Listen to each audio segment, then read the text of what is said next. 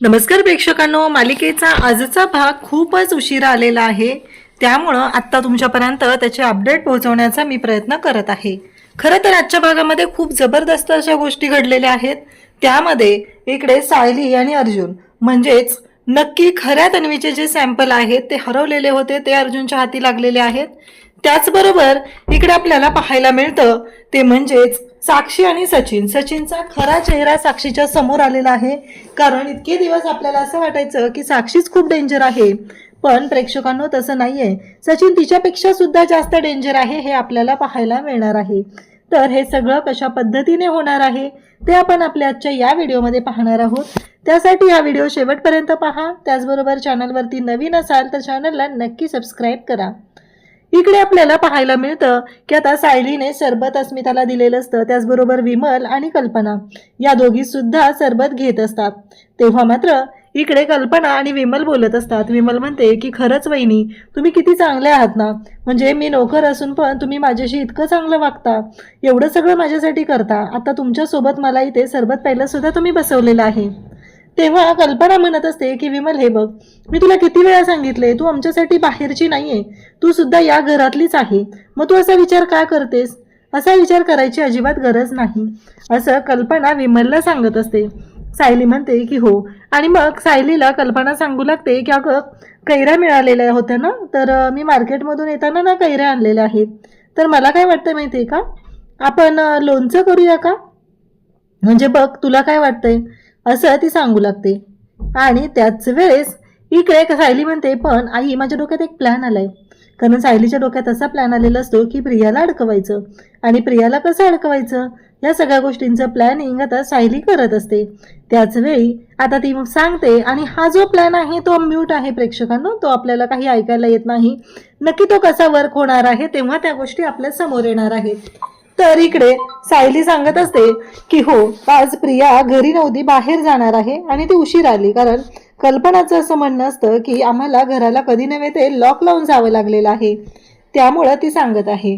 त्याच वेळी इकडे सायली म्हणत असते की हो आई, माझ्या डोक्यात एक गोष्ट आली, आपण करूया का ती, असं सायली इकडे बोलते। तेव्हा कल्पना म्हणते, काय वाटतं तुला, सांग काय करायचं म्हणतेस तू? तसं म्हटल्याबरोबर सायली सांगू लागते की आई, मला काय वाटतंय माहितीये का, की आता हे सगळं जे काय आहे ना, तर त्याच्यावरून माझ्या डोक्यात आले ते मी सांगते। मग सायली सांगायला सुरुवात करते कल्पनाला की काय करायचं आहे। आणि इकडे साक्षी आणि साक्षीला सचिन मात्र म्हणत असतो की मी तुला इतक्या वेळा सांगितलेलं होतं, आणि काही केलं तू ऐकत नाहीये। मी तुला त्या दिवशी सांगून गेलेलो होतो की तू पुन्हा येऊ नकोस, कारण मला काही दिवस तिकडे राहावं लागणार आहे। मी एका विचित्र कंडिशनमध्ये, सिच्युएशनमध्ये अडकलेला माणूस आहे, त्यामुळं तू माझ्याशी ज्या पद्धतीने वागत आहे ते पूर्णपणे चुकीचं आहे। मी तुला एवढं समजून सांगूनही जर तुला गोष्टी ऐकायच्या नसतील तर मात्र मला काहीतरी विचार करावा लागणार आहे, कारण मी तुला सांगत आहे की मला अस्मिताकडून निघता येणार नाही, तू तिकडे येऊ नकोस, पण तरीही तू माझं बोलणं ऐकलेलं नाही आणि तू तिकडे आलेली आहेस, त्यामुळं मला हे काही पटलेलं नाही। हे ऐकल्यानंतर साक्षी म्हणत असते, तुला माहिती आहे मी कुठल्या सिच्युएशनमध्ये आहे, तुझी सिच्युएशन मी समजून घेत आहे, पण तुला माझी सिच्युएशन समजून घ्यायचीच नाही आहे सचिन। मी तुला किती वेळा सांगितलंय मी नाही राहू शकत आहे तुझ्याशिवाय, मला कळत नाहीये मी काय करते ते, तरीही तू माझ्याशी अशा पद्धतीने का वागतोस, असं म्हणत ती त्याला बोलत आहे। तेव्हा मात्र सचिन म्हणतो की बस झालं। इकडं प्रिया बाहेर निघालेली असते, आणि तेवढ्यातच आता प्रियाच्या समोर ह्या दोघी जणी आलेल्या असतात। आणि मग पूर्णाजीला इकडे कल्पना म्हणत असते की प्रियाशी बोलायचंय का, बर बर, म्हणजे तन्वीशी बोलायचंय का, बर बर, ठीक आहे, मी सांगते हा। आणि असं म्हणत आता तन्वीकडे फोन दिला जातो। पूर्णाजीला तन्वीशी बोलायचं आहे असं सांगितलं जातं। म्हणजेच प्रेक्षकांनो, हा जो प्लॅन आहे तो सायलीचा प्लॅन आहे प्रियाला कामाला लावण्याचा, आणि मग त्याच पद्धतीने आता गोष्टी सुरू झालेल्या असतात। त्याच वेळी इकडे प्रियाला आता सगळेजण सायली कामाला लावत आहे। पूर्णाजीला फोन दिला जातो। पूर्णाजी इकडे प्रियाला सांगते, तेव्हा प्रिया म्हणते, मला नाही जमणार पूर्णाजी, मी कसं करणार आहे ग हे सगळं, तुझ्या लक्षात येतंय का, असं इकडे प्रिया बोलतच असते। आणि तेव्हा मात्र इकडे सगळेजण आहेत, आणि मग कल्पना विचारते की पूर्णाई, तुम्ही काय सांगितलं तन्वीला, काय करायचं आहे? तेव्हा इकडे पूर्णाजी म्हणते की मी तन्वीला लोणचं घालायला सांगितलेलं आहे. या वर्षीचं सगळं लोणचं मला तन्वीच्या हातचंच हवं आहे. वर्षभर मला तन्वीच्या हातचं लोणचं खायचं आहे, असं इकडे सांगितलं जात असतं. आता मात्र या सगळ्या गोष्टी ज्या पद्धतीने घडत असतात तेव्हा मात्र प्रियाला खूप मोठा धक्का बसलेला असतो. प्रियाला कळतच नसतं की काय करायचं आहे आणि गोष्टी कशा पद्धतीने होणार आहेत. इकडे प्रियाला मात्र धक्का बसलेला असतो. प्रिया म्हणत असते, नाही जमणार मला आई. तेव्हा कल्पना म्हणते की अगं पण पूर्णाईंचीच अशी इच्छा आहे ना, त्यामुळं आपण कोणीच काही करू शकत नाहीये. कारण पूर्णाईंनाच वाटतंय की ते सगळं जे काही लोणचं आहे ते तू घातलं पाहिजे. त्यांना वर्षभर तुझ्या हातचं लोणचं खायचं आहे, त्यामुळं मी काहीच नाही करू शकत. मग काय करणार सांग बरं याच्यामध्ये, असं कल्पना म्हणत असते. तेव्हा मात्र प्रिया म्हणते की ठीक आहे, मी पर्स ठेवून येते. आणि प्रिया मात्र आता पर्स ठेवायला जाते. आणि त्याच वेळी इकडे प्रिया पर्स ठेवायला गेलेली आहे. आणि तेव्हा या दोघीही बोलत बसलेल्या असतात. या सगळ्यांच्या डोक्यात वेगवेगळे प्लॅन सुरू झालेले असतात. आणि मग सायलीला कल्पना म्हणत असते, अगं पण हे होणार आहे का मॅनेज? होईल का सगळं आपल्याला? जमेल का? असं बोलत आहेत. आणि त्याच वेळेस इकडे पाहायला मिळतं ते म्हणजेच की आता साक्षी आणि सचिन. तेव्हा सचिन गाडीतून उतरतो. साक्षी मात्र त्याला समजवण्याचा प्रयत्न करत असते, पण तो मात्र ऐकायलाच तयार नसतो. त्याचं एकच चाललेलं असतं की काहीही झालं तरीही इकडे तो म्हणत असतो की तुला जर माझं प्रेम हवं असेल तर ते माझ्या कंडिशनवर असेल, त्यामध्ये तुझ्या कोणत्याही कंडिशन येणार नाहीत. कारण तू काहीही केलेलं असलंस तरीही मी कोणतीही गोष्ट ऐकणार नाही. कारण ज्या गोष्टी अशा आहेत त्या म्हणजे मी जसं सांगेल माझ्या टर्म्स अँड कंडिशनवरती आपलं प्रेम असेल, आपलं नातं असेल. तेव्हा मात्र तो म्हणतो की तुला काय वाटलं प्रत्येक वेळेस तू अरेरावी करणार आणि मी मात्र गोष्टी सहन करायच्या आहेत. आणि मग टू व्हीलर येत असतात. सचिन तिला टू व्हीलरच्या पुढे ढकलत असतो, परत खेचून घेत असतो. आणि त्यानंतर पुढे तर कहर असा होतो की सचिनने तिला अक्षरशः अशा कंडिशनमध्ये ढकललेलं असतं की ज्याचा विचारही करू शकत नाही साक्षी. कारण टेम्पो आलेला असतो आणि त्या टेम्पोच्या खाली तिला ढकललेलं असतं. तेव्हा मात्र साक्षी म्हणत असते की मला खूप भीती वाटते, मला असं नको करू, मला असं नको करू, असं साक्षी त्याला सांगण्याचा प्रयत्न करत आहे. पण त्याच वेळेस इकडे खूप मोठ्या गोष्टी घडत असतात ज्याचा विचारही केलेला नसतो.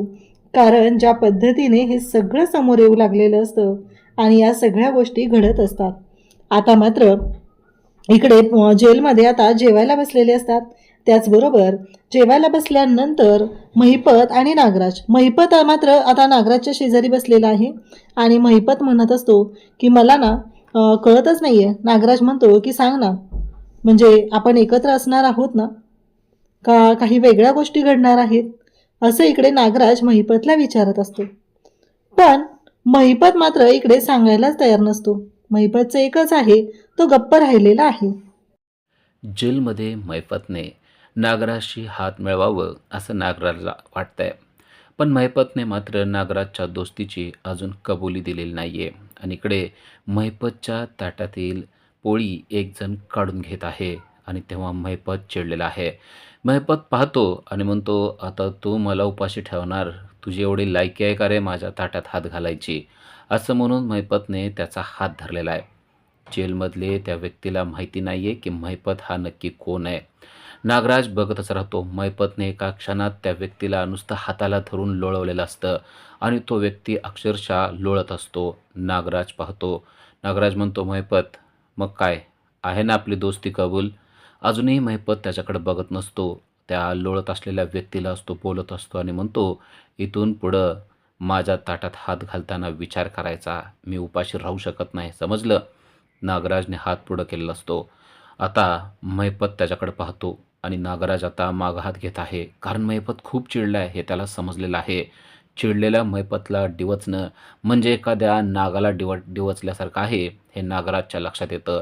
तो हात मागं घेत असतो, पण आता तेवढ्यात मैफत त्याच्या दुश्मनाच्या हातातला हात सोडतो आणि म्हणतो, केवळ मला आता हात मिळवणी करायची आहे म्हणून मी सोडतोय, असं म्हणून त्याने नागराजशी हात मिळवणी केलेली आहे. इकडे अर्जुनला लॅबमधून फोन आलेला आहे. फोनवर तो व्यक्ती सांगतोय की तुम्ही जे म्हणत होता ती व्यक्ती म्हणजेच प्रिया येथे आली होती आणि त्यांनी आमच्याकडं एक सॅम्पल दिलेलं आहे आणि सांगितलं आहे की हे त्या DNA शी मॅच करा. हे ऐकल्यावर अर्जुन आणि सायली यांनी जो ट्रॅप रचलेला होता तो अगदी कंप्लीट झालेला आहे आणि त्या ट्रॅपमध्ये प्रिया बरोबर अडकलेली आहे. कारण अर्जुन आणि सायली यांना माहीत होतं की प्रिया तिथपर्यंत पोहोचणार आणि प्रिया खऱ्या तन्वीचं सॅम्पल लॅबपर्यंत पोहोचवणार. जर का ते सॅम्पल खऱ्या तन्वीचं असेल तर प्रियाला माहिती आहे की खरी तन्वी कोण हे आता अर्जुनला समजलेलं असतं आणि अर्जुनला ती गोष्ट सायलीला देखील सांगायची असते. तो म्हणतो ते सॅम्पल कलेक्ट करण्यासाठी मी येत आहे, तुम्ही कुठेसुद्धा जाऊ नका असं म्हणून आता अर्जुनने फोन कट केलेला असतो आणि आता त्याला सांगायचं असतं हे सगळं सायलीला. पण इकडं आतमध्ये प्रिया स्वयंपाक करत आहे आणि तिला मात्र काही काम उरकत नाही आहे. तिला कैरीचं लोणचं करायला लावलेलं आहे, त्यासाठी कैरी कट करायला लावलेले आहे. पण प्रिया बहाणे करते आहे की माझा हात दुखतोय, मला करता येत नाही आहे, आयता मसाला आहे ना, असं बरंच काही कल्पनाला ती सांगत आहे. पण कल्पना मात्र तिला स्पष्ट सांगते, आज तू लोणचं करायचंच आहे, त्यामुळं तू अजिबात इकडं-तिकडं जाण्याचा प्रयत्न करू नको. आज तुझ्याच हातचं लोणचं खायचं आहे, असं कल्पनाने स्पष्टपणे सांगितलेलं आहे. तेवढ्यात अर्जुन सायलीला बोलवतो आणि म्हणतो की आत्ताच मला लॅबमधून फोन आला होता आणि त्यांनी सांगितलं की प्रिया तेथे गेलेली होती. हे ऐकल्यावर सायलीला देखील धक्का बसलेला आहे. पण आता बरोबर त्यांनी प्रियाला ट्रॅपमध्ये अडकवलेलं आहे. अर्जुन म्हणतो याचा अर्थ सायलीला माहिती आहे की खरी तन्वी कोण आहे ते. याचा अर्थ अजून एक होतो की तुझ्याकडं तिचं गाठोडं तुझ्याकडं होतं, ह्याचा अर्थ तुझं गाठोडं तिच्याकडं असू शकतं. म्हणजे ते गाठोडं तुझं तर नाही ना? तेव्हा सायली म्हणते की असं काय सांगता येत नाही, कारण हॉस्टेलमधून अजून 2-3 मुलींचं गाठोडं गायब झालेलं होतं. कदाचित ते त्यापैकी एकाच असेल. अर्जुन म्हणतो पण आता आपण खऱ्या तन्वीच्या जवळ पोहोचलेला आहे. इकडे ह्या सगळ्या गोष्टी ऐकायच्या असतात प्रियाला, पण कल्पना मात्र अगदी तिच्या मानगुटीवरच बसलेली आहे. ती तिला हलूच देत नाहीये. अर्जुन म्हणतो आता आपल्याला तन्वीपर्यंत पोहोचणं शक्य होणार आहे. म्हणजे तुझ्या हॉस्टेलमधल्या 3-4 मुली आहेत ना, त्यापैकीच तन्वी एक आहे. म्हणजे आता तन्वी आपल्याला सापडू शकते, असं अर्जुन बोलत आहे.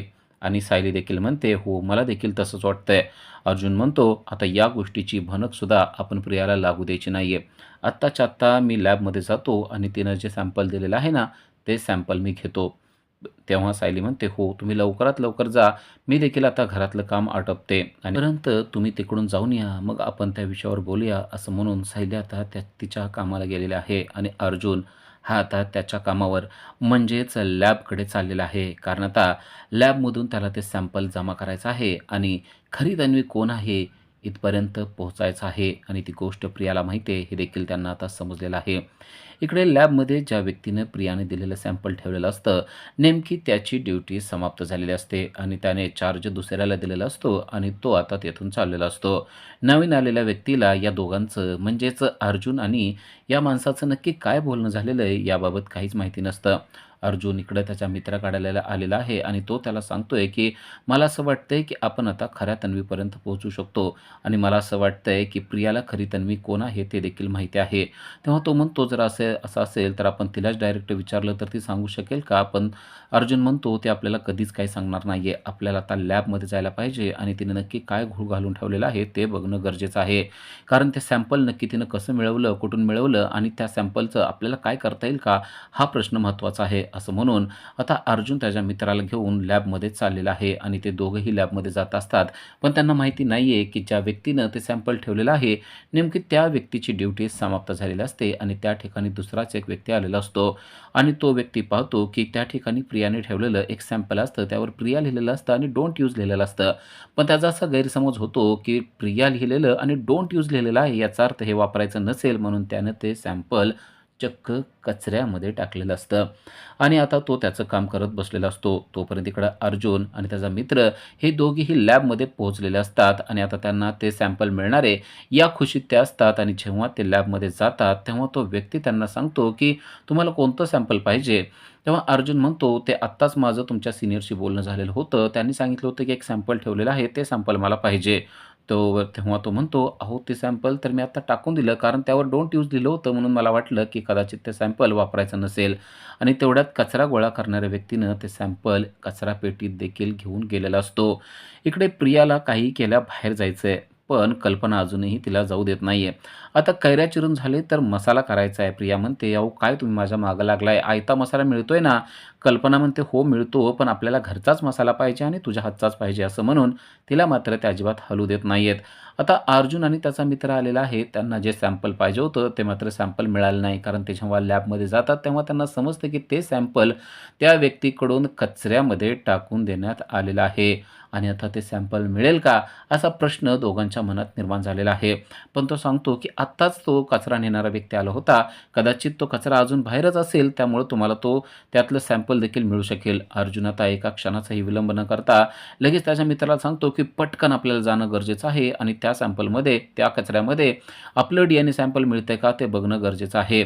लगेच ते तिघंजणही आता बाहेर पडत आहेत. कारण जर का ती गाडी निघून गेली तर त्यामध्ये ते सॅम्पल निघून जाणार आणि आत्तापर्यंत ते तन्वीच्या जवळ जाण्याचा, तन्वीला शोधण्याचा जे प्रयत्न करत होते त्यावर अक्षरशः पाणी पडणार आणि त्यामुळं तेथे पोहोचलेले आपल्याला उद्याच्या भागामध्ये पाहायला मिळत आहेत. आणि तेवढ्यात अर्जुनने सायलीला फोन देखील केलेला आहे. पण सायली सांगते की हॉस्टेलमधून अजून शिवानी, प्रज्ञा, अजून एका मुलीचं, ज्योतीचं देखील सॅम्पल, म्हणजे ज्योतीचं देखील गाठोडं हरवलेलं होतं. कदाचित त्यापैकी ते असेल का?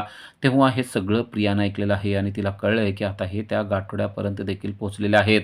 आणि अर्जुन इकडे जे सॅम्पल पडलेलं होतं ते देखील मिळवायला सक्सेस झालेला आपल्याला पाहायला मिळतो. त्याने अक्षरशः सगळा कचरा शोधून काढलेला असतो आणि सगळ्या कचऱ्यातून त्याला प्रियाचं डोंट यूज लिहिलेलं जे सॅम्पल आहे ते मिळालेलं असतं. पण इकडे प्रियानं मात्र एक घाणेरडा डाव रचलेला आहे.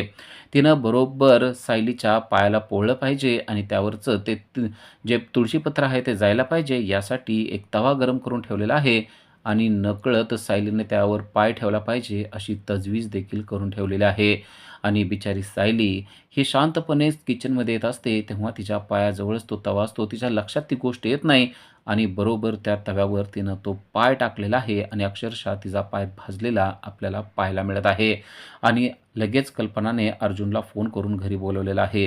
जेव्हा त्याला ही गोष्ट समजते तेव्हा तो खूपच आश्चर्यचकित आणि घाबरलेला आहे आणि तो पळतच सायलीकडे येत आहे.